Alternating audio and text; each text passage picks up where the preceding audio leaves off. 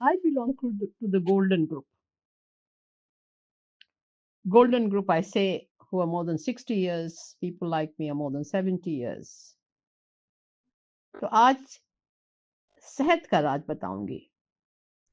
जो कोई एल्डरली लोग हेल्दी हैं, उनकी सेहत के पीछे कुछ ना कुछ तो राज होगा ही।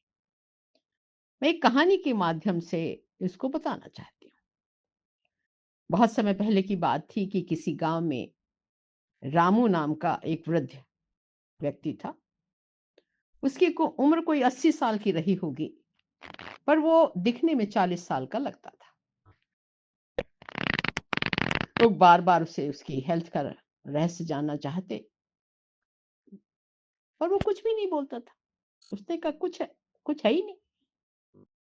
एक दिन राजा को पता चला इसके बारे में, तो उन्होंने कहा कि इस तरह से एक व्यक्ति है। तो राजा ने अपने गुप्तचरों से रामू पर नजर रखने को कहा। गुप्तचर भेष बदलकर उस पर नजर रखने लगे।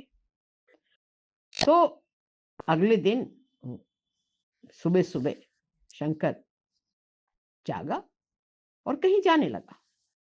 वो भी उसके पीछे चल पड़े।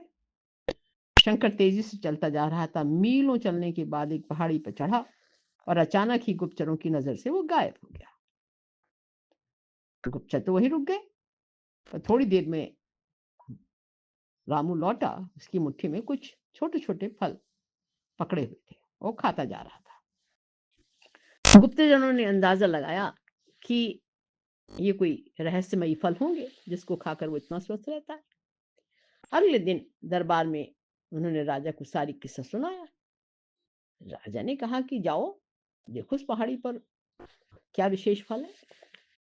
तो उन्होंने बहुत खोजबीन की और देखा कि वहां तो कोई असाधारण फल था ही नहीं। छक मार करके फिर वो राजा के पास आए। राजा ने कहा कि उसको कहो कि वो दरबार में पेश हो।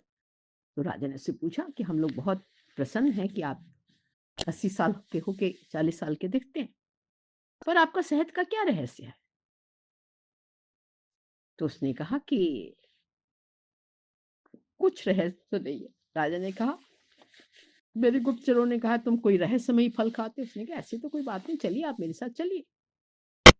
तो सब लोग पहाड़ी पे गए और देखा कि वहां पर एक बेर का पेड़ था। उसके पास ले गया, बस मैं इन्हीं फलों को खाता हूं। तो राजा नाराज हो गया, तुम मुझे मूर्ख समझते हो, ये फल कोई विशेष फल है, क्या ये सेहत का फल है।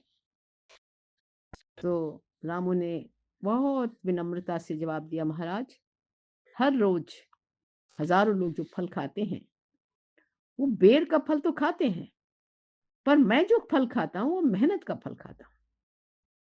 वो मेरी मेहनत का फल होता है। इसे खाने के लिए मैं रोज में 10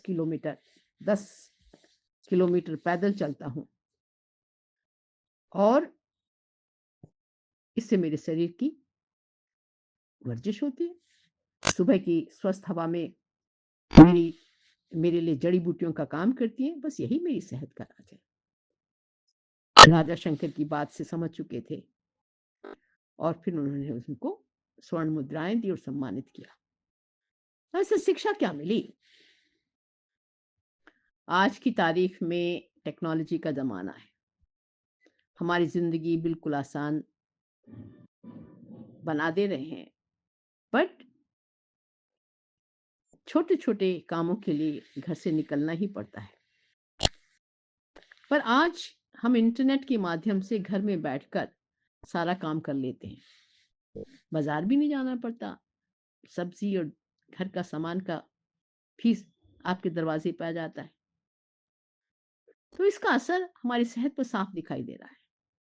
WHO के मुताबिक आज दुनिया में 30-20 साल से ऊपर के 35% लोग